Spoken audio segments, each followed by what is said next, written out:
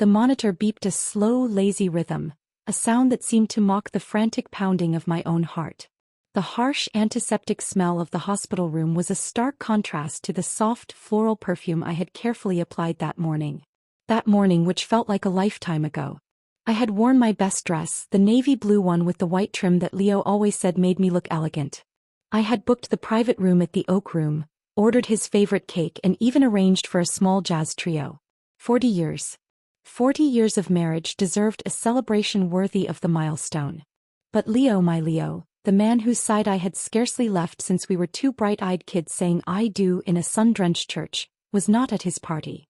He was lying in this sterile bed, his body broken and swathed in bandages, his life bleeding out second by second. And he was not alone. The news had come in a frantic, horrifying call from the state police. There had been an accident on the interstate. A single car veered off the road wrapped around a tree. 2 occupants. Mr. and Mrs. Leo Sterling. My blood had run cold. Mrs. Sterling. That was me. But I was here standing in my kitchen, the phone shaking in my hand. It didn't take long for the grim truth to unravel. He wasn't with some anonymous stranger. He was with her. Vivian. Vivian, the widowed wife of his older brother, Arthur. Vivian, with her perpetually trembling lower lip and eyes that always seemed on the verge of tears.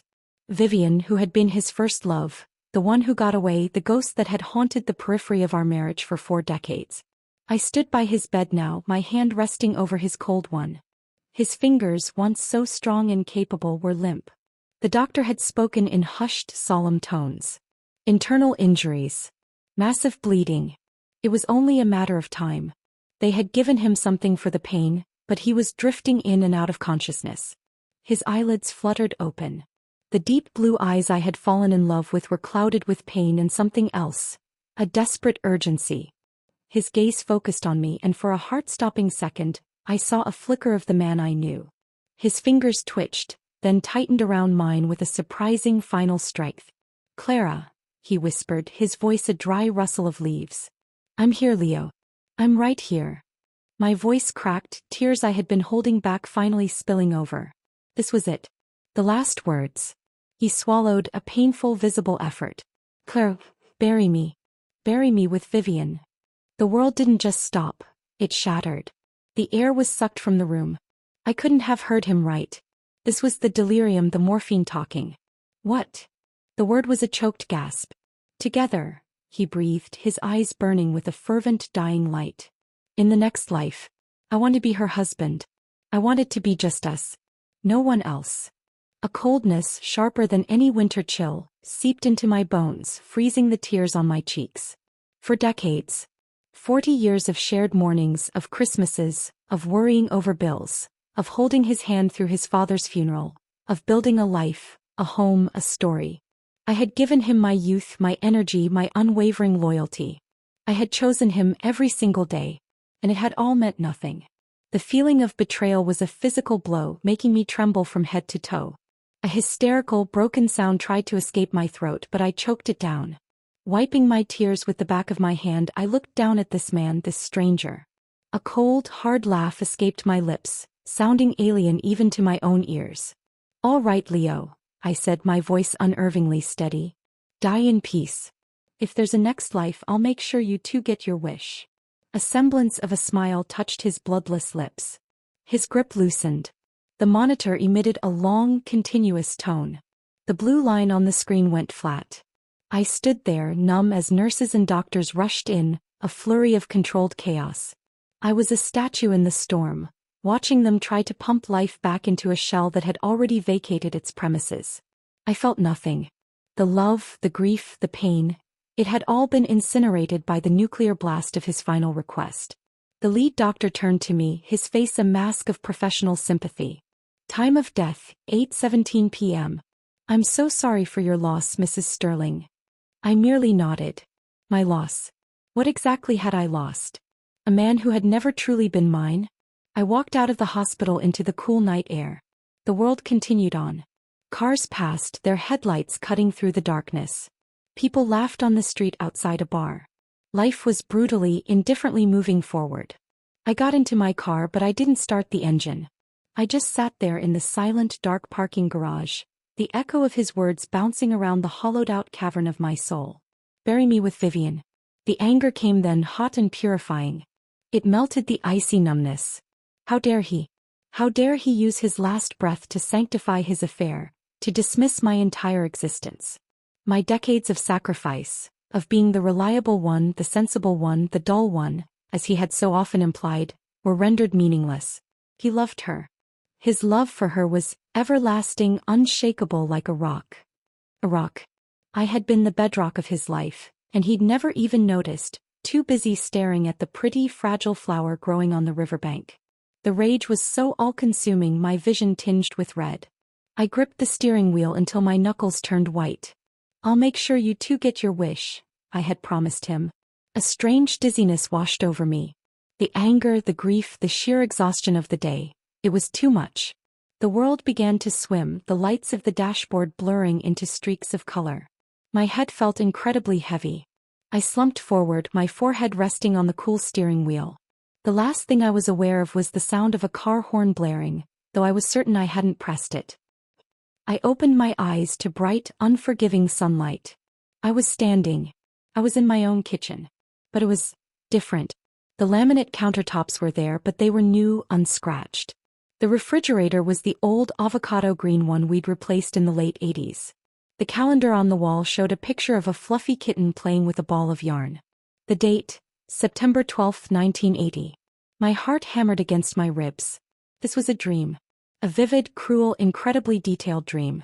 Clara, are you deaf? The voice. His voice. Leo's voice. It was younger, sharper, laced with an impatience I knew all too well. I turned slowly, my body moving as if through syrup. There he was. Leo. Not the broken man in the hospital bed, but the man from my memories. 35 years old, his dark hair thick and wavy, his face unlined and handsome. He was standing in the doorway of our kitchen, and he wasn't alone. Beside him, clutching a worn leather suitcase and the hand of a small, wiry boy, was Vivian. She was exactly as I remembered her from that time. Delicate, pale, her blonde hair arranged in a soft halo around her face.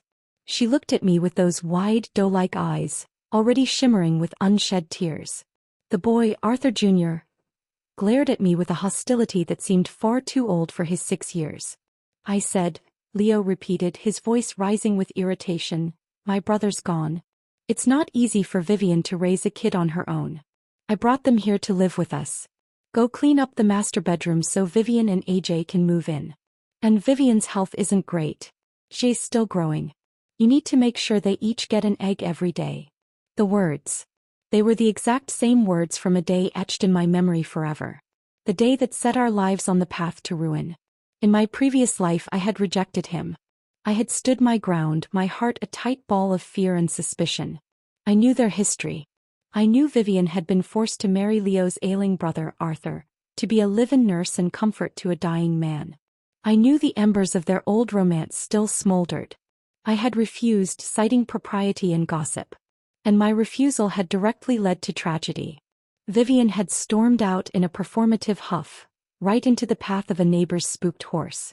AJ had been killed instantly. Vivian was seriously injured. The guilt of that moment, however misplaced, had haunted me for 40 years.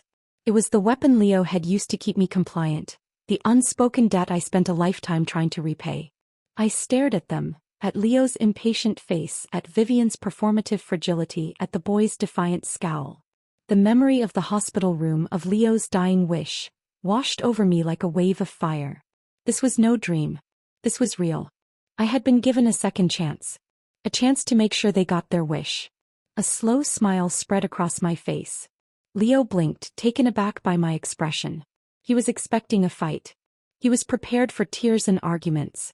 Instead I stepped forward, my movements light, almost giddy. I reached for Leo's satchel and the cheap red plastic wash basin Vivian was holding, a pathetic symbol of her reduced circumstances.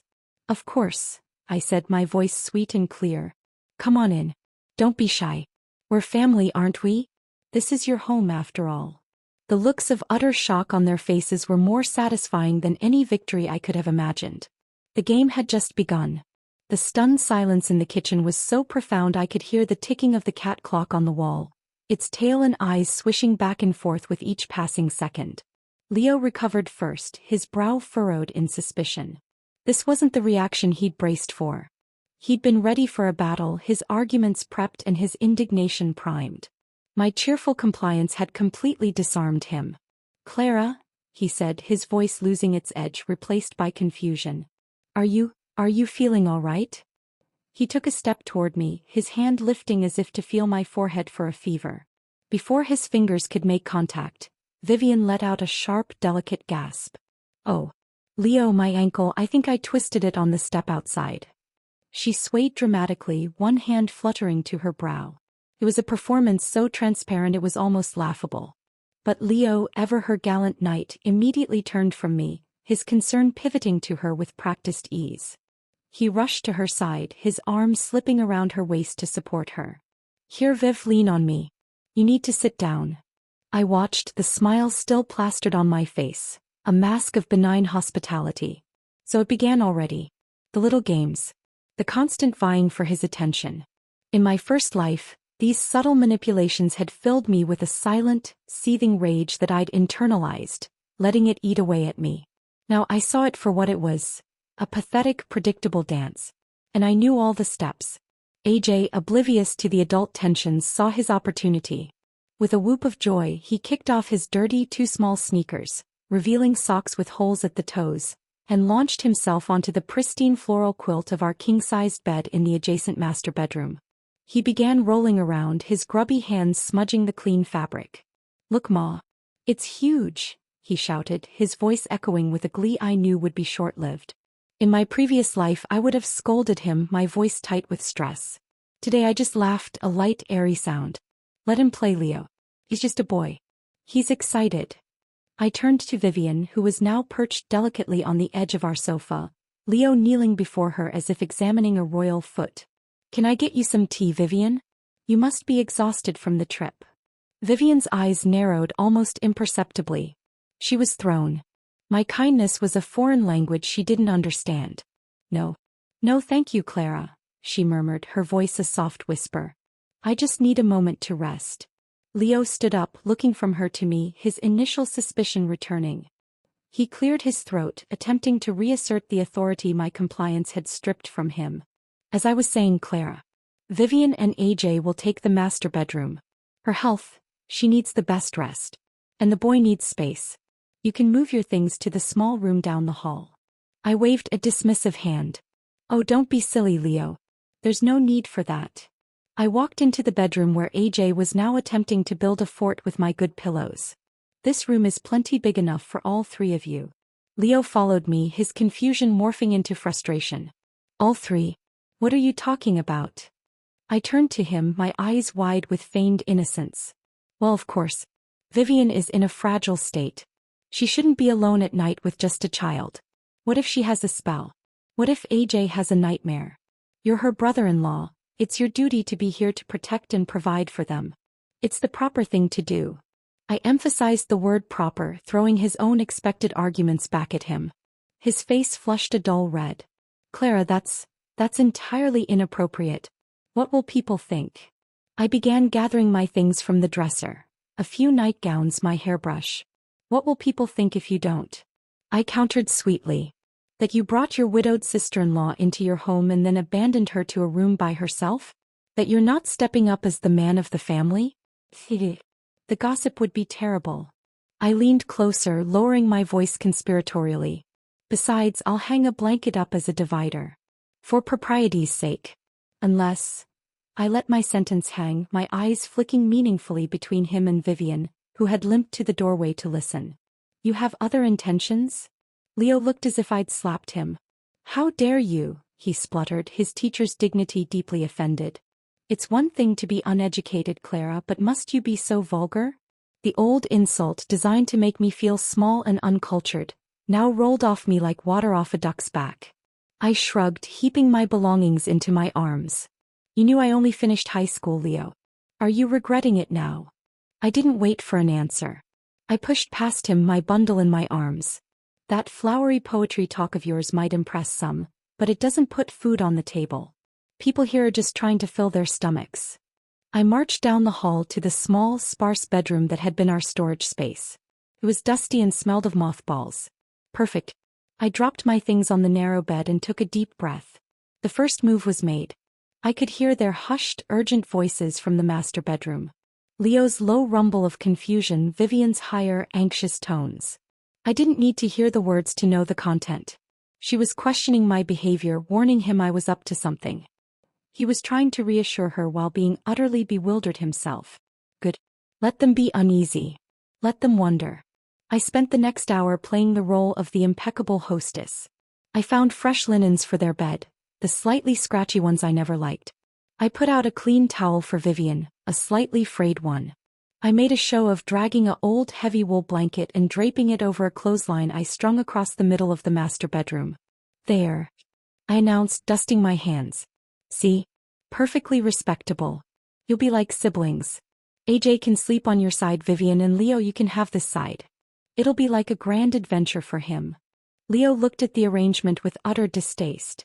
He, who loved his comforts and his privacy, was now being forced to share his marital bed with a curtain and a fidgety child. Vivian looked pale. This was not the comfortable, private sanctuary she had envisioned. She had expected to oust me, not to be forced into close quarters with Leo under my watchful, smiling eye. Her little acts of intimacy would be much harder to perform with a 6-year-old and a wool blanket as an audience. As dusk began to fall, I announced, "Well, I'm off to my brother's house for the night. You three get settled in." Leo's head snapped up. "Your brother's? Why, Clara, what is going on with you?" I paused at the front door, turning back with a smile. Vivian said she was scared to live in her house alone after Arthur died. I'm not. You clearly have everything under control here. A full house. A family. I let the word hang in the air. I'll leave you to it. I didn't wait for his response.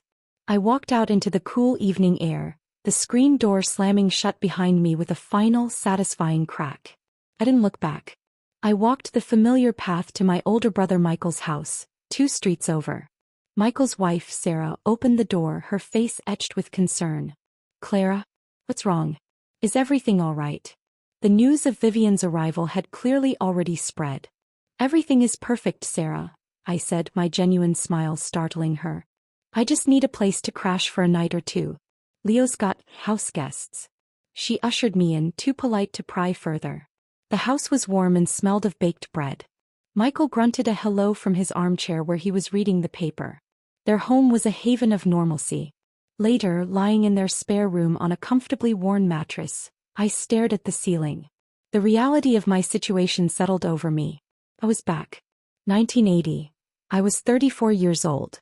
I had no children, a husband who was in love with another woman, and a paltry part-time job at the local general store.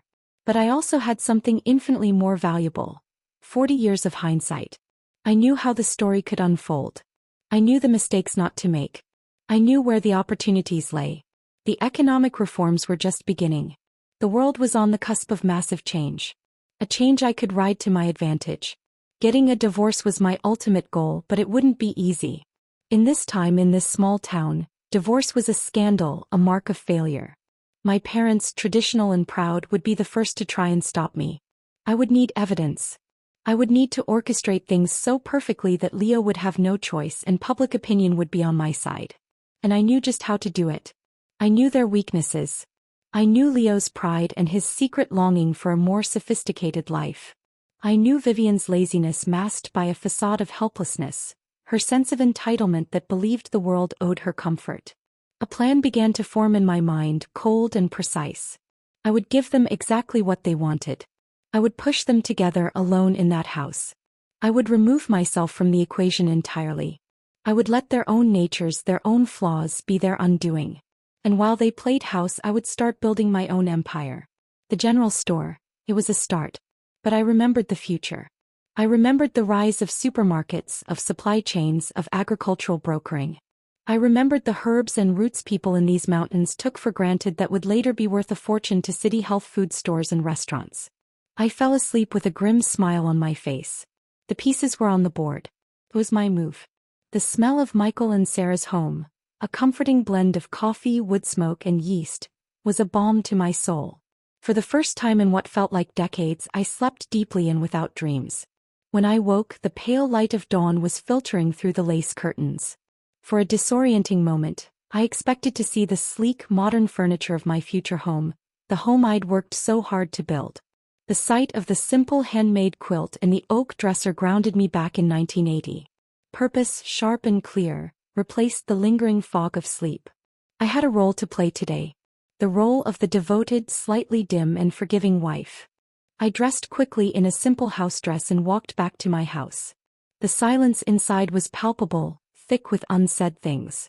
I moved quietly into the kitchen. The old avocado green refrigerator hummed its familiar tune. I opened it.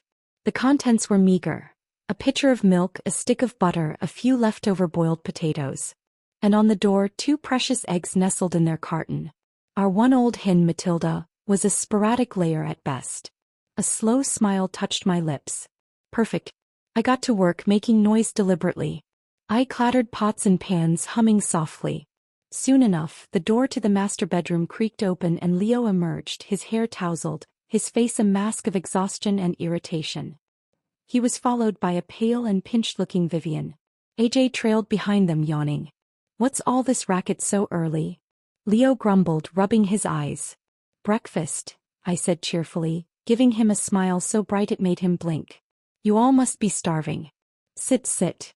I had made a simple dough soup, a thick, hearty broth with strips of dough floating in it. It was cheap, filling, and one of the few things I knew how to make well. As I ladled it into bowls, I played my part. "Leo, honey," I said, my voice dripping with a sweetness that felt alien on my tongue.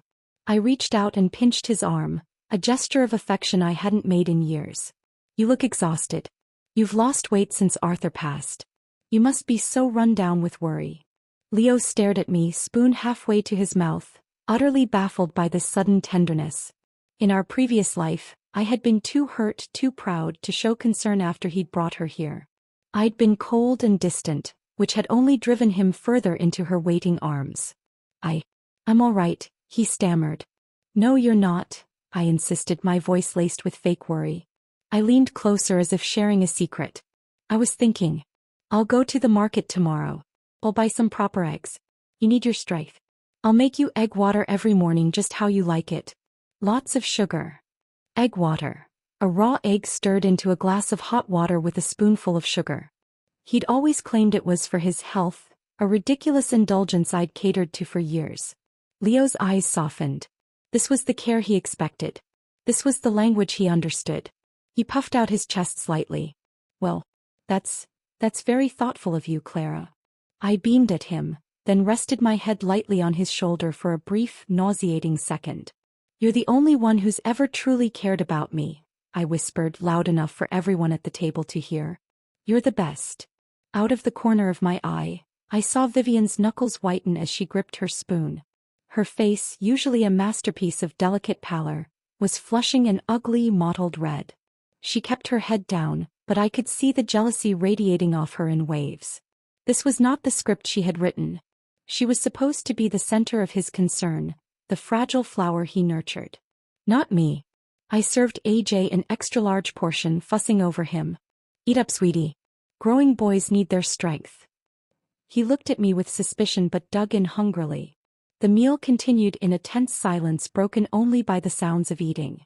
I kept up the act, asking Leo meaningless questions about his work at the elementary school, pretending to hang on his every word. Each syrupy word I spoke was a calculated move, a twist of the knife in Vivian's side. Finally, she could take no more. With a sharp, sudden movement, she slammed her spoon down on the table. The clatter made everyone jump. "I'm full," she muttered, her voice tight. She scrambled down from the chair, not even bothering to put her shoes on properly, and fled the kitchen, her footsteps echoing down the hall. The moment she was gone, I dropped the act. The simpering smile vanished from my face. I stood up and began clearing the bowls, my movements efficient and cold. Leo stared at me, his confusion returning twofold. "Clara, what was that all about? What's gotten into you?" "Nothing," I said flatly, not looking at him. "I'm just seeing things clearly for the first time." I finished cleaning up in silence, then announced, "I'm going out. There's a stand of wild ginseng up in the holler I want to check on. I might be late." Leo looked like he wanted to argue, to demand answers, but he was so thrown off balance he just nodded mutely. I grabbed a woven basket and a small trowel and left. But I had no intention of digging for ginseng. I had a different mission. I walked into town to the general store where I worked a few days a week. Old Mr. Henderson was behind the counter, polishing glasses. "Clara, didn't expect you in today," he said, his kind eyes crinkling. "Just need to pick up a few things, Mr. Henderson," I said, smiling. I bought a few essentials: flour, sugar, a new spool of thread, and made a point of chatting amiably with a few other women in the store. I carefully spread the news. I was so grateful to be able to help my poor widowed sister-in-law in her time of need. Leo was such a saint for taking them in. We were all pulling together as a family. I laid the groundwork thick. Let the town see me as the generous, wronged wife. It would make what was to come so much more effective. I spent the rest of the day truly foraging not for ginseng but for other more common herbs I knew had value: yellow dock, mint, elderberries. I lost myself in the familiar physical work, the sun on my back, the smell of the earth. It was therapeutic. This was real. This was something I could control, something that wouldn't betray me. As evening fell, I didn't go home. I went back to Michael's. I shared a simple supper with him and Sarah, laughing at their stories, feeling more like myself than I had in years. I waited until full dark, until the lights in the houses along the street had winked out one by one. Then I moved. I slipped out of Michael's house like a shadow and crept back to my own. The house was dark and quiet. I moved around to the back, to the window of the master bedroom. The curtain was drawn, but there was a small gap. Just as I had anticipated.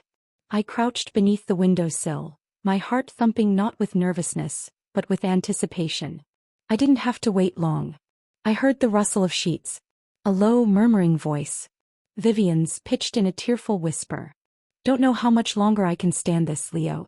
The way she looks at me, and today at breakfast flaunting herself." Leo's deeper voice, a soothing rumble. "Shoo, Viv, don't upset yourself. You know it's you. You know where my heart is. She's just being erratic. It won't last." "But she's your wife," Vivian whispered, the word a poisoned dart. "In name only," Leo replied, his voice growing closer, more intimate. "You know that. It's always been you."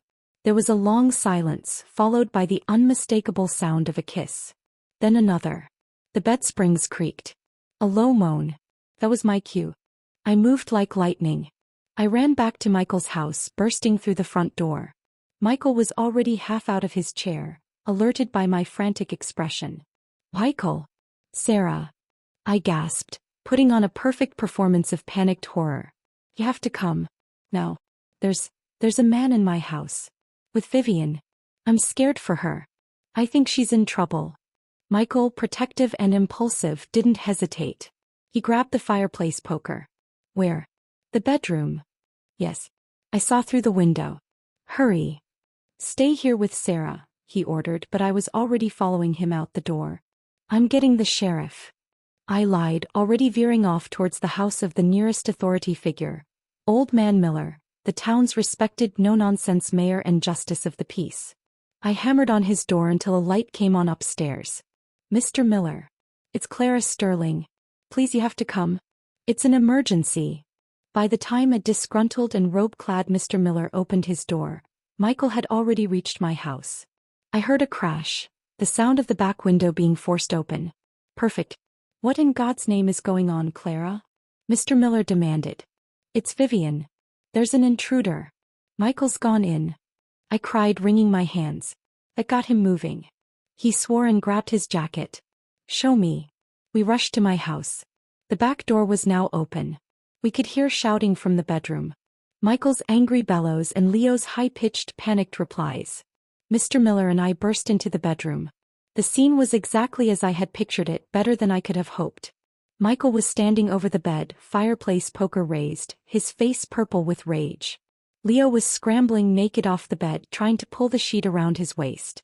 Vivian was shrieking, attempting to cover herself with a pillow, her face a mask of sheer terror.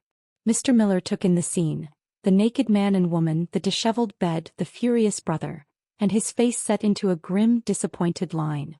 I played my final card. I let out a wail of despair that was only half feigned.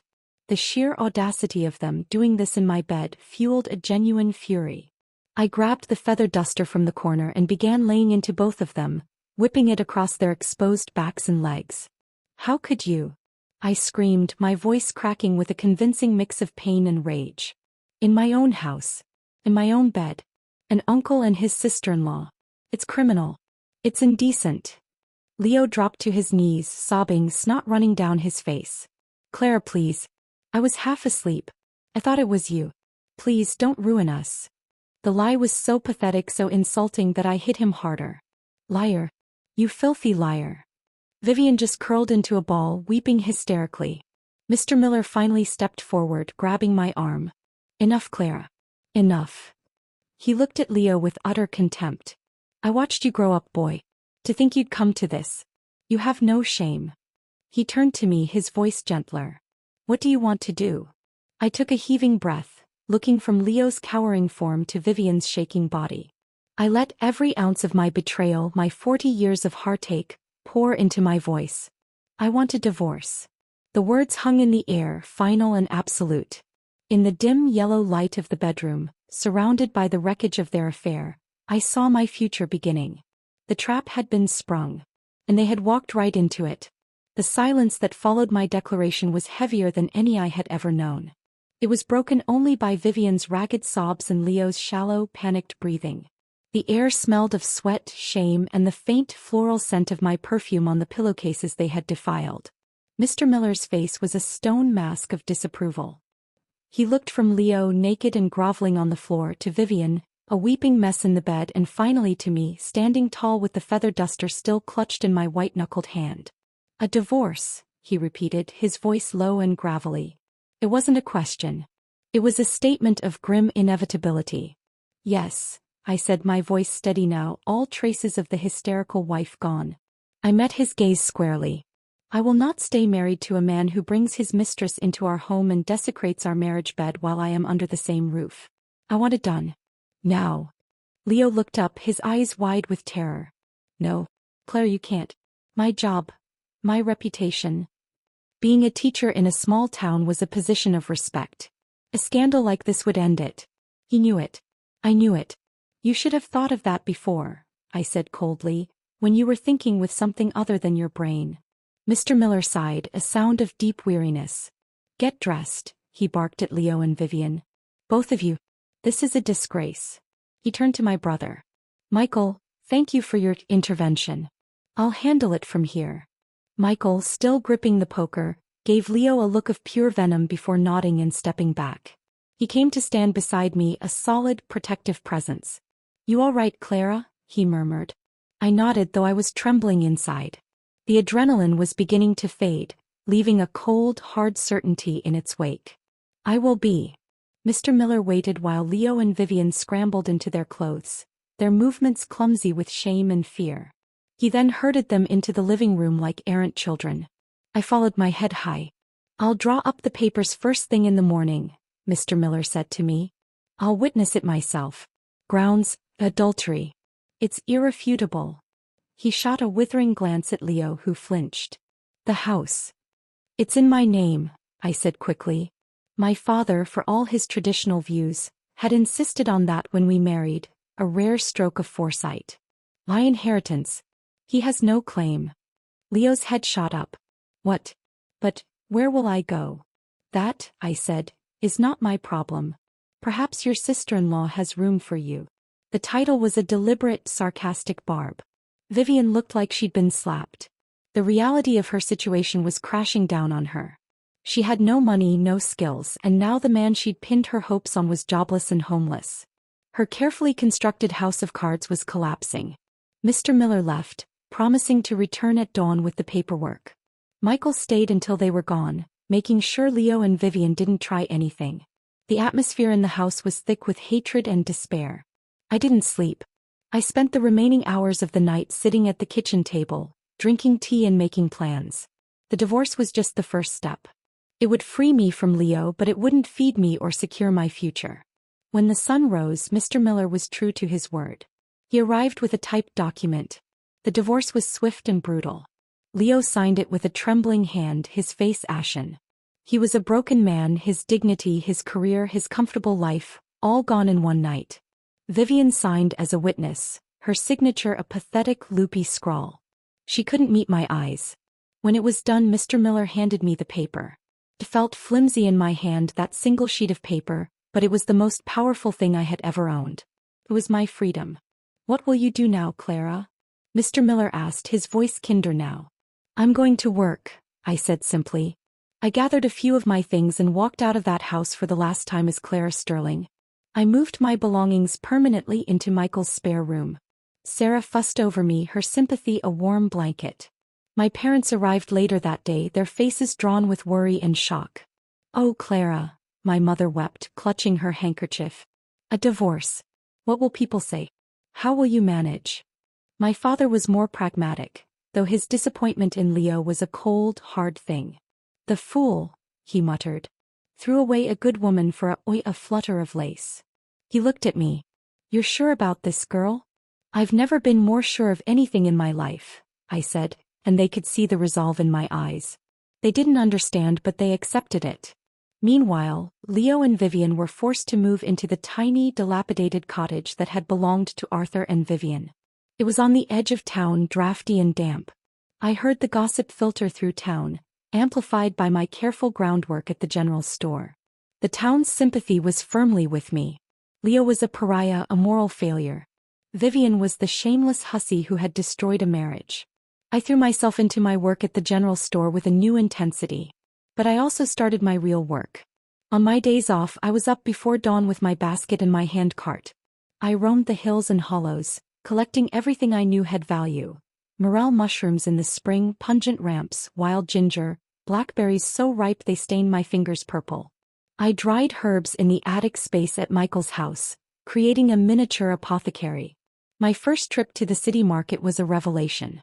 I hitchhiked, my baskets carefully packed. The buyers from the health food stores and the fancy restaurants in the city paid in cash, their eyes lighting up at the quality and freshness of my foraged goods.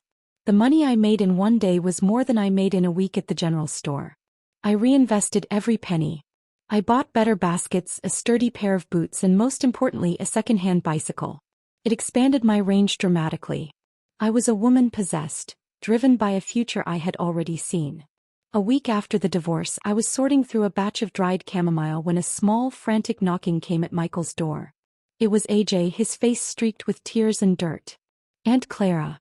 Aunt Clara, come quick. He's gonna kill her. My dad's gonna kill my mom." I sighed. I had no desire to ever set eyes on either of them again. But a child was involved.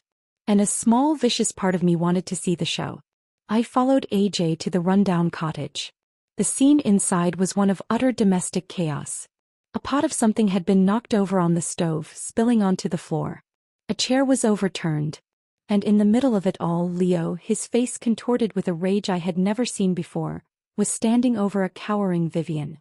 "You stupid, useless woman," he was screaming. "That was our only laying hen. Our only source of eggs. And you killed it. For what? A pot of stew." On the floor between them lay a pile of brown and white feathers. In a pot on the stove I could see the pale, boiled carcass of the chicken. The smell of cheap stewing meat filled the air. Leo saw me in the doorway and his rage pivoted. "This is your fault." I raised an eyebrow, leaning against the doorframe. "My fault? Did I hold the axe for her?" "You and your damn egg water," he yelled, and to my astonishment, I saw tears of frustration in his eyes. "I needed that. For my health.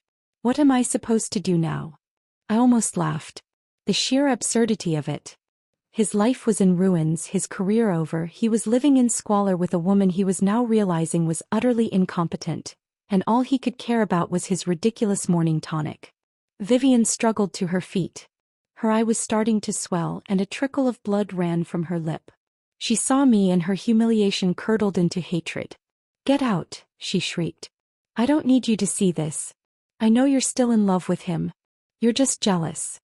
I did laugh then, a short, sharp, humorless sound. "Jealous? Of this?" I gestured around the filthy, impoverished room. "I already threw that piece of trash out. If you want to dig him out of the garbage and call him treasure, that's your business. But don't you ever accuse me of wanting him back." To drive the point home, to shatter any last vestige of hope she might have, I decided to tell the truth. That night, I said, my voice cold and clear. When I caught you, I planned it. I knew exactly what you were doing. I wanted the divorce. You played right into my hands. The color drained from her face. She stared at me, her mouth agape, truly understanding for the first time that she had been outmaneuvered. You witch, she breathed. You're disgusting, she spat, finding her voice again. No wonder he didn't want you. He's always loved me. If he didn't, your little setup wouldn't have worked. We were shouting now, years of pent-up bitterness and rivalry boiling over. Leo just stood there watching us, a broken man caught between two warring women. Enough, he finally roared, stepping between us. He pointed a shaking finger at me. Clara, get out of my house. Whatever happens between me and Vivian is none of your business. His house. The audacity. The finality of it. Something in me snapped. The memory of his dying wish, of 40 years of being second best, of being used and discarded, surged up with a force I couldn't contain. I stepped forward and slapped him. Hard. The crack echoed in the small room. Don't you ever touch me again, Leo, I snarled. I must have been out of my mind to come here today. Remember this. No matter what happens to you two, even if you die in the street, I won't lift a finger. The betrayal and fury from 2 lifetimes fueled my arm. I slapped him again, even harder. He cried out, stumbling back, clutching his face. Blood welled between his fingers. Vivian screamed and launched herself at me. You hit my man. I was ready. I was stronger than I looked, hardened by weeks of hauling baskets and hiking miles. I caught her wrists easily and shoved her back. Try it, I dared her, my eyes blazing. I've been wanting to do this for 40 years. They both backed down, cowed by my fury. They knew they were no match for me. I had finally cut all the strings. I was free of them. Truly free. I turned and walked away from that wretched cottage, from their pathetic, crumbling lives. I didn't look back. I had a future to build. And it was going to be magnificent. The sound of my hand connecting with Leo's face echoed in my ears long after I left the cottage. It wasn't a sound of violence, but of finality. A period at the end of a long, painful sentence. A clean break. The anger that had fueled me for weeks, that had been my engine since waking up in 1980, finally began to recede, leaving behind a calm, clear-headed purpose. I walked back to Michael's house, my steps light and sure. Sarah took one look at my face, a mix of grim satisfaction and serene determination, and simply nodded, asking no questions. She handed me a cup of strong, sweet tea and I drank it at the kitchen table, making lists in a notebook. My foraging business was profitable, but it was small-scale. It relied on my own 2 hands and the limited range of my bicycle. To truly build something, to create the security and independence I craved, I needed to think bigger. The next morning I went to see Old Man Henderson at the general store. I found him struggling to haul a sack of flour from the back room, his face pale with the effort. Let me get that, Mr. Henderson, I said, easily hoisting the 50-pound bag onto my shoulder and carrying it to the front. He stared at me, wheezing slightly. Lord Clara, you're stronger than my best farmhand, he chuckled, mopping his brow. Mr. Henderson, I said, getting straight to the point. I want to buy the store. He almost dropped the rag. Buy it? Claire, this old place. It's barely keeping the lights on. The big supermarket they're building out on the highway. It'll put me out of business in a year. I knew that. I also knew that the big supermarket would be poorly managed, would struggle with fresh, local produce, and would fail to capture the loyalty of the townsfolk who valued personal service. But more importantly, I knew something else. I'm not thinking of it as just a store, I explained. I'm thinking of it as a collection point. I've been selling herbs and berries in the city for good money. There's a demand for what we have right here in these hills. But I can't gather enough on my own. What if we turn the store into a place where everyone could bring their forage? We could buy it from them for a fair price and I could take it all to the city to sell. You get a percentage. The whole town would make money. Mr. Henderson's eyes, faded with age, began to gleam with a new light. He was a businessman at heart and he could see the sense in it. A co-op, he murmured. A farmers and foragers co-op. Exactly, I said. And we could expand. Not just wild things. We could take orders from the city for specific things. Heirloom tomatoes, fresh eggs, handmade cheeses. We become the middleman for the whole region. We talked for hours. I laid out plans I'd been formulating in my mind for weeks. Ideas that were decades ahead of their time. Local, organic, farm-to-table. Concepts that didn't even have names yet. In the end, we struck a deal. I would use every penny of my foraging savings for a down payment. He would owner finance the rest. I would run the operation. He could stay on as an advisor, a familiar face for the old-timers. We shook on it. The news spread through town like wildfire. Clara Sterling, the divorced woman, was buying Henderson's general store. The reactions were mixed. Some thought I'd lost my mind. Others, mostly the women whose pantries my foraging had already helped supplement, were cautiously optimistic. My first official act as the new owner was to paint a bright new sign, Blue Ridge Goods and Forage Company. My second was to hire 2 young women from town, Sally and Anne, sharp-eyed sisters who knew the mountains as well as I did. I taught them how to identify and grade the most valuable plants. They became my first procurers. The system worked beautifully. Word got out that cash could be earned for ginseng, golden seal, wild mushrooms, and berries.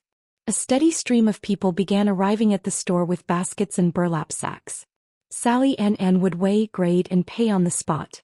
The store, which had been so quiet, was now a bustling hub of activity. I made the weekly trip to the city market in a borrowed truck, its bed filled with the week's harvest. My reputation grew. Buyers sought me out, knowing my goods were the best and most reliable. The money started flowing in, not in trickles but in waves. I poured it all back into the business. I bought a second-hand truck of my own, a beat-up but reliable Ford. I built drying sheds behind the store. I invested in proper scales and glass jars to display the more delicate herbs. One afternoon, as I was restocking a shelf with jars of Sarah's homemade blackberry jam, the bell above the door jingled. I turned and my blood ran cold. It was Leo. He looked diminished. His clothes were shabby and unkempt. There was a yellowing bruise on his cheekbone where I'd hit him. His eyes, once so bright and arrogant, were shadowed and hesitant. "Clara," he said, his voice rough. "Leo." I didn't smile. I didn't offer a greeting. I just waited. He shuffled his feet, looking around the store with something like wonder. The place was transformed. Clean, bright, bustling with customers. I heard you were doing well." "I am." He swallowed, his Adam's apple bobbing nervously. I was wondering if you needed any help with the heavy lifting. Or I could keep books. I was always good with numbers." The sheer, unmitigated gall of it took my breath away. After everything. After the betrayal, the humiliation, the divorce. To come here to my place of business and ask for a job. To ask for charity. I looked at him, this pathetic shell of the man I had once loved, and I felt nothing but a distant, cold pity. "No, Leo," I said, my voice even. "I don't need your help." His shoulders slumped. "Claire, please. Things are bad. Vivian, he can't cook. He burns everything. She won't clean. She just sits and reads poetry all day. What little money I get from odd jobs, she spends it on stamps and paper, mailing her awful poems to magazines. We're starving." A part of me, the old Clara, would have softened. Would have felt a tug of guilt and offered him a bag of groceries. But that woman was gone. "That sounds like a you problem, Leo," I said, turning back to my jam jars. "Not a me problem." "She's not you," he blurted out, the words desperate, pathetic. "She's not strong like you. She doesn't know how to do anything." I turned back to him, a cold smile on my lips. "You told me on your deathbed that your love for her was everlasting. Unshakable like a rock. I suggest you go and be unshakable with her. Now, if you'll excuse me, I have customers." I walked away from him, leaving him standing alone in the middle of the store, a monument to his own terrible choices. He left without another word. The encounter solidified my resolve. I was on the right path. I was building something real, something that couldn't be taken from me. My world was expanding beyond this town, beyond the memory of a failed marriage. A few days later, a well-dressed man from the city came into the store. He was a writer for the regional newspaper, doing a story on local success stories. He'd heard about the divorced woman who'd turned a failing general store into a thriving agricultural hub. He interviewed me, took my picture standing proudly in front of the Blue Ridge Goods sign. The article came out a week later, dubbing me the Forage Queen of the Blue Ridge. It talked about my business model, about empowering local women like Sally and about bringing outside money into the community. I was invited to speak at the Women's League meeting in the next county. I stood before a room of curious, skeptical women and told my story. Not the whole story, of course. But I told them about seeing an opportunity where others saw weeds. I talked about self-reliance. I saw lights go on in their eyes. I was no longer Clara Sterling, the divorced woman. I was Clara Sterling, the business owner. The entrepreneur. One evening, after a long, satisfying day, I was walking home from the store. I passed the rundown cottage where Leo and Vivian lived. The windows were dark. I could hear raised voices from within. Leo's angry shout, Vivian's shrill retort. The sound of something breaking. I didn't pause. I didn't slow my step. I kept walking towards the warm lit windows of Michael's house, towards a future I was building with my own two hands. Their misery was the soil from which my new life was growing. And it was fertile ground indeed. The article in the newspaper was a catalyst. Suddenly, I wasn't just a local curiosity. I was a regional phenomenon. Orders began to trickle in not just from the city, but from neighboring states. A health food store in Tennessee wanted a steady supply of dried echinacea. A high-end restaurant in Asheville requested weekly deliveries of morel mushrooms and ramps when in season. My little co-op was at the center of a growing web of commerce. The borrowed truck was no longer sufficient. I used the profits from the sudden influx of orders to buy a proper delivery van, painting Blue Ridge Goods and Forage Company, in bold, forest green letters on the side. I hired a driver, a quiet, reliable young man named Ben who'd just gotten out of the army. It freed me up to manage the expanding business. The store itself underwent a transformation. We knocked down a wall, expanding into the empty shop next door. I installed new gleaming glass-fronted coolers for eggs, milk and cheese from local dairies. The shelves were stocked with a rainbow of locally produced goods. Jars of honey, pickled vegetables, Sarah's jams, and even woven baskets made by the elderly women in town. It was no longer just a collection point. It was a destination. The women I employed, Sally and now two others at the checkout, walked with a new pride. They brought their paychecks home and in doing so, brought a new level of respect to their households. They were no longer just wives and daughters. They were wage earners. I saw the change in them, the straightening of their spines, the confidence in their voices when they dealt with suppliers. I was building an empire, yes, but it was an empire of women. One crisp autumn afternoon, I was pricing a new shipment of apple butter when the bell on the door jingled with unusual force. Vijay stood there, his small frame heaving with sobs, his face dirty and tear-streaked. "Aunt Clara. Come quick. It's Ma. She's hurt bad." A cold dread, entirely separate from any concern for Vivian, washed over me. This was an echo from the past, a moment I had worked hard to avoid. In my first life, a similar plea had led to a child's death and a lifetime of guilt. I wouldn't let history repeat itself, not even for them. I handed the apple butter to Sally. "Line the store." I followed AJ at a run, my heart thudding against my ribs. The scene at the cottage was one of brutal domestic violence. Vivian was on the floor, curled into a fetal position, her face a mask of blood. Leo stood over her, his chest heaving, his fists clenched. A cast-iron skillet lay on the floor nearby. "She burned the stew," Leo roared, his voice cracking with a hysterical edge. "Again. The last of the potatoes. The last of the salt pork. She just sat there scribbling while it turned to charcoal. I work my hands to the bone for her and she can't even do the one thing." He saw me in the doorway and his tirade stopped. The rage on his face morphed into something else. Shame, horror, and a desperate, pathetic need for validation. "Clara. You see what I have to live with? She's useless. A useless stupid." "That's enough, Leo," I said, my voice cutting through the tension like a knife. I didn't look at him. I knelt beside Vivian. Her eye was swollen shut, her lips split. She was conscious, whimpering in pain and fear.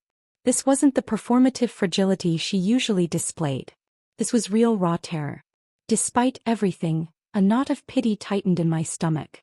No one deserved this. I said, my voice calm and authoritative. "Go to my house. Tell Sarah I need the first aid kit and a clean towel. Run." The boy took off like a shot. Leo was still standing there, breathing heavily as if waiting for me to absolve him, to tell him he was right. I stood up and faced him. "Get out," I said, my voice low and dangerous. "What? This is my..." "Get out." I roared, taking a step toward him. The fury in my eyes must have been terrifying because he stumbled back, all the fight gone out of him. He turned and shuffled out the door into the fading light. I tended to Vivian's wounds as best I could with the supplies Sarah brought. She didn't speak, just cried silent tears. When she was cleaned up and resting on their ragged sofa, I sat in a chair opposite her. "You can't stay here," I said, not unkindly. She shook her head weakly. "I have nowhere to go." "There are women's shelters in the city," I said. "I can take you." Her eyes widened in horror. "A shelter? With common people? Oh, never." The ingrained snobbery of her landlord-class upbringing, even after all these years of poverty, was astonishing. "Then you leave me no choice," I said, standing up. "You make your bed, Vivian." I left her there. I found Leo sitting on the stump outside, his head in his hands. "If you touch her again, Leo," I said, "I will personally drive you to the sheriff's office. Do you understand me?" He looked up, his eyes red-rimmed and hopeless. "I'm not a violent man, Clara. You know that. She just makes me so mad. She doesn't do anything. She's so lazy." "You chose her," I reminded him coldly. "You chose her over a woman who did everything. Now live with your choice." I started to walk away, but his next words stopped me in my tracks. "I dream about it, you know," he said, his voice a hollow whisper. "I dream about the hospital. About the beeping machine. About what I said to you." A chill that had nothing to do with the evening air crept down my spine. I turned slowly. "What did you say to me?" He looked at me, and for a fleeting second, I saw a glimpse of the old Leo, the intelligent, perceptive man I had once fallen in love with. "I asked you to bury me with her. I told you my love for her was everlasting. Unshakable." The world tilted. He remembered. He remembered his deathbed. The knowledge was a physical blow. Was it possible? Had he been reborn too?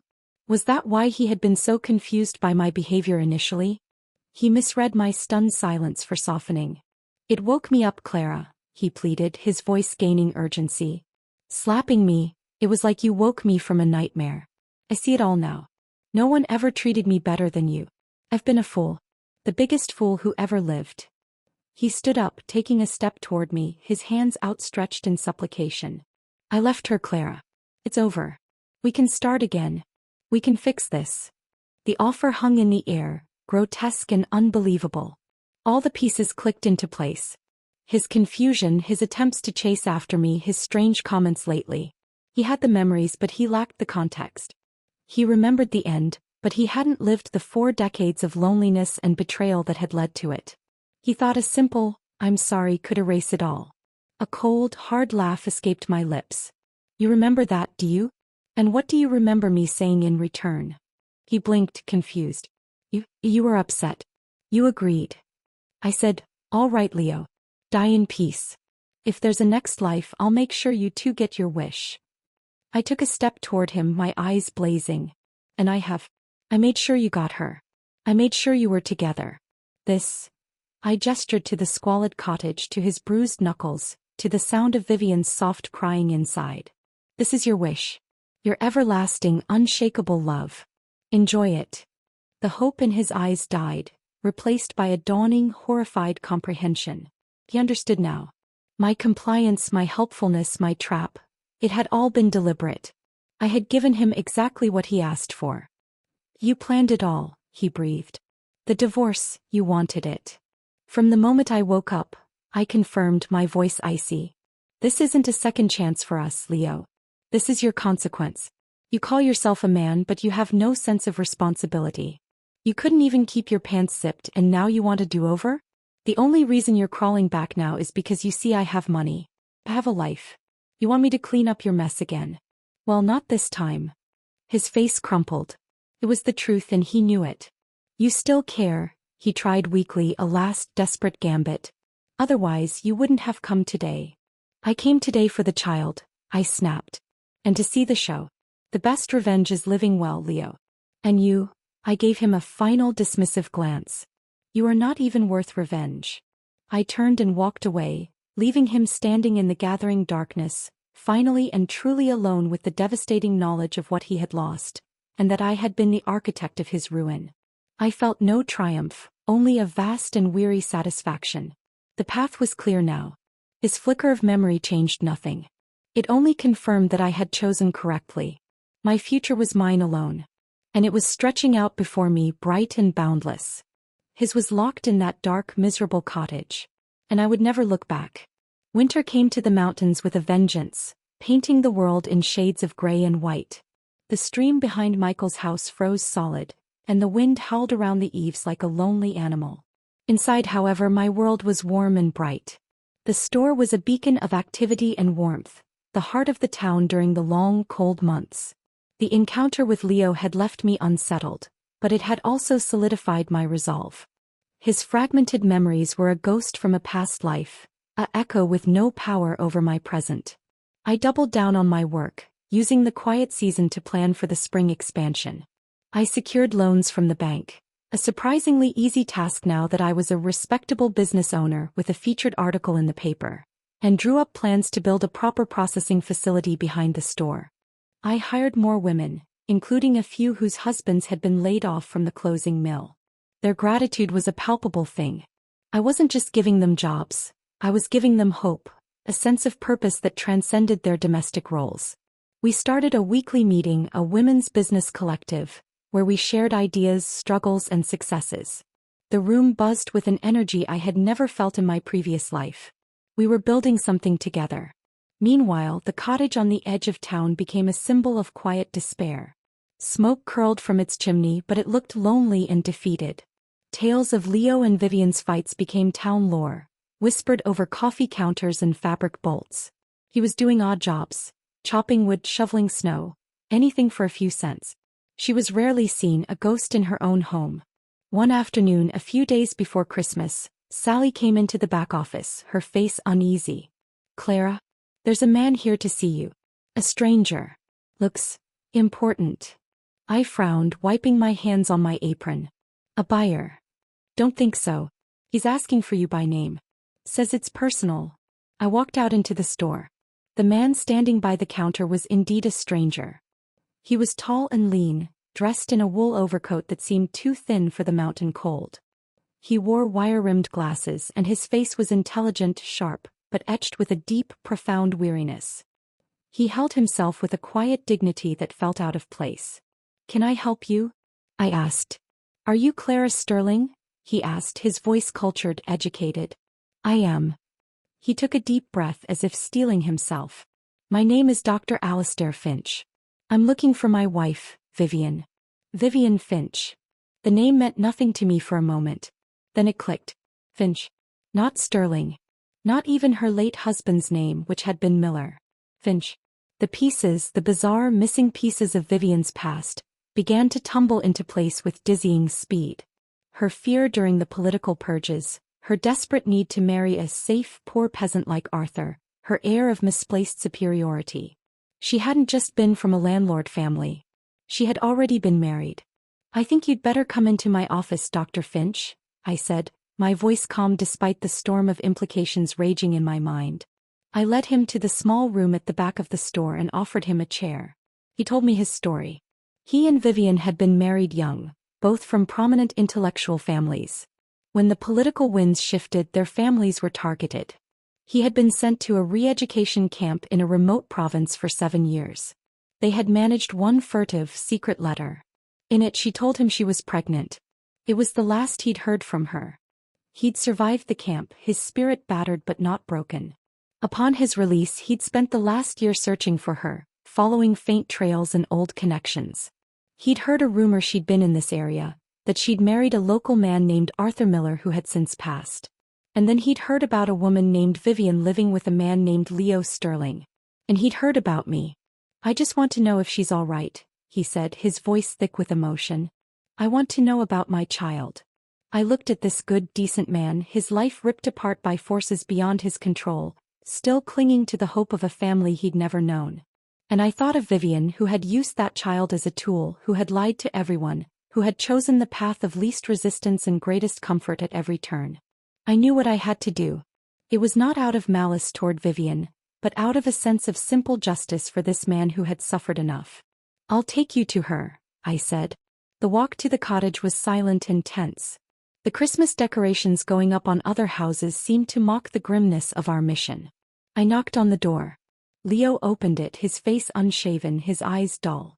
He started when he saw me, then his gaze flicked to the stranger behind me and confusion took over. Clara? What is this? Is Vivian home? I asked. Before he could answer, Vivian appeared behind him, wiping her hands on a dirty apron. Who is it, Leo? Her eyes met mine, then traveled to the man beside me. Her face for a split second showed nothing but blank non-recognition. Then, as if hit by lightning, every ounce of color drained from it. Her hand flew to her mouth. A small, choked sound escaped her lips. Alistair. The name was a whisper, a ghost from a past she had tried to bury. Dr. Finch took a step forward, his own face a mask of anguish and hope. Vivian. My God. Vivian. The scene that unfolded next was one of devastating revelation. It all poured out in a torrent of accusations, tears, and long-suppressed truth. Alistair, his voice breaking, asked about his child. Vivian, cornered and terrified, could only point a shaking finger at Leo. He's your son, she whispered to Alistair. Then she turned to Leo, her voice rising in hysterical deflection. But you raised him. You were a father to him. You loved him. Leo stood frozen, his brain trying to process the seismic shift. My son? It was mine. For a moment, a wild, impossible hope flashed in his eyes. The hope that the child he had loved and lost had actually been his blood. But Alistair shattered it. AJ? Arthur Jr.? You named my son after another man? His voice was laced with a pain so deep it was physical. He turned on Vivian, his composure finally cracking. You promised me you'd take care of him. How could you let him die? I went through hell for you and that child, and you've married someone else. This is bigamy, Vivian. Do you even understand that? The word bigamy hung in the air, ugly and final. Leo's brief hope curdled into a black, all-consuming rage. The veins on his forehead bulged. The lies, the humiliation, the years of misery, it all focused on the woman standing before him. You, he breathed, his voice trembling with a violence I had only seen once before. I treated you like a queen. I divorced my wife for you. I lost everything for you. And you were already married? That Jay wasn't even my brother's? He wasn't even mine? You lied to me from the very beginning. He was screaming now, his sanity snapping. He looked around wildly, his eyes landing on the cast-iron shovel leaning against the wall by the wood stove. With a roar of pure, unadulterated fury, he grabbed it and swung it. It wasn't a calculated blow. It was a blind, animalistic act of vengeance. The flat of the shovel connected with Vivian's outstretched arm with a sickening, crunching thud. The scream she let out was unlike any sound I had ever heard. A high, piercing shriek of agony. She collapsed to the floor, clutching her arm, which was bent at a grotesque, impossible angle. Blood instantly soaked through her sleeve. Alistair cried out and rushed to her side. Leo stood over them, the shovel hanging limply in his hand, his rage evaporating as quickly as it had come, replaced by stark, horrified shock at what he had done. I turned and ran. I ran to the mayor's house. I ran to the sheriff. The law arrived within minutes. The scene was one of utter chaos. Vivian was unconscious from the pain. Alistair was holding her, weeping. Leo offered no resistance as he was handcuffed and led away, his face a blank mask of utter ruin. Vivian was rushed to the county hospital. The damage was too severe. Her arm had to be amputated to save her life. The scandal ripped through the town like a wildfire. It was no longer just a story of adultery and divorce. It was a Shakespearean tragedy of bigamy, violence, and long-buried secrets. Leo was charged with aggravated assault. His teaching career was not just over. It was a forgotten memory. He would likely spend years in prison. As for Vivian, when she was discharged from the hospital, she had nowhere to go. Alistair Finch, his love and hope finally and truly extinguished by the depth of her deception and the tragedy it had wrought, wanted nothing more to do with her. He left town, a broken man, to try and piece together the remnants of his life alone. Vivian simply disappeared. Some said she went to a state home. Others said she drifted to another city, a one-armed ghost from a past no one wanted to remember. She was gone. The cottage stood empty, a silent, haunted monument to the catastrophic end of a love that Leo had believed was everlasting, unshakable like a rock. It had been neither. It had been a lie built on sand, and it had collapsed, burying them both. I stood outside my store one evening, looking up at the cold, clear winter stars. The path was clear now. All the ghosts of my past had been laid to rest. The future was mine alone. The years that followed were a testament to the power of a single, unwavering decision. The silence left by Leo and Vivian's dramatic exit was filled not with emptiness, but with the vibrant, humming energy of growth. The scandal, as all scandals do, eventually faded into a dark, dusty corner of town history, trotted out only occasionally as a cautionary tale. I became neither its hero nor its victim. I became the woman who had moved beyond it. Blue Ridge Goods and Forage Company blossomed far beyond my initial dreams. The processing facility was built, a clean, modern building where women washed, sorted, dried, and packaged the bounty of the mountains. We weren't just a local co-op anymore. We were a brand. Our labels, with a simple drawing of the mountain range, began to appear on shelves in specialty stores across the southeast. I bought the land around the store, eventually owning the entire block. I built affordable housing for my employees, a radical idea that cemented their loyalty and turned the business into a true community. The Women's Business Collective evolved, formalizing into a foundation that offered microloans and business training to women throughout Appalachia. We were no longer just foraging for herbs, we were foraging for a future. I never remarried. Men came and went. A few suitors brave enough to approach a woman of my growing stature. A few business associates who saw a partnership of more than one kind. But my heart, once broken so completely, had become my own. I wasn't interested in being someone's wife again. I was Clara Sterling, and that was enough. The world outside began to take notice.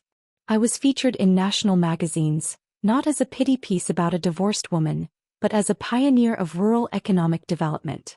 I was invited to speak at conferences, to advise government committees on agricultural policy. I received awards, shaking hands with governors and senators. Each handshake, each plaque was not for me, but for every woman who had ever been told she was less than, that her dreams were too big for her station. Through it all, I never forgot the past that had shaped me. It was my bedrock, my motivation. One bleak, gray afternoon, I was walking through the train station in a large city after a speaking engagement. I was dressed in a well-tailored suit, my hair styled professionally, a world away from the woman in a house dress foraging for berries. I was waiting for my train home when a commotion broke out further down the platform. A ragged, hunched figure was shuffling between the travelers, holding out a dirty cup, muttering pleas for change. He was a nuisance, and people were recoiling from him, brushing him aside with irritated gestures. As he got closer, something about the slope of his shoulders, the way he held his head, struck a chord of awful familiarity. He stopped in front of a young couple, blocking their path. "Spare some change? For a cup of coffee." The voice was a ruined, rasping thing, but the cadence was unmistakable. The young man brushed past him roughly. "Get a job, old man." The beggar stumbled back, and his eyes lifted for a second, scanning the crowd in weary defeat. They passed over me, then snapped back. They widened in a shock so profound it was almost comical. It was Leo. He was decades older than his years.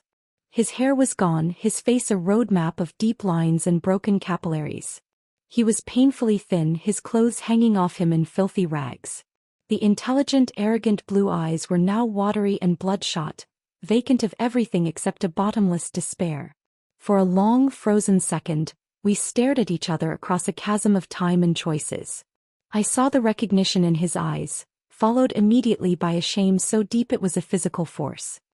He flinched as if I'd raised a hand to strike him. Then he turned and fled, hobbling away as fast as his broken body could carry him, disappearing into the crowd, a ghost swallowed by the indifferent city. I didn't follow. I didn't call out.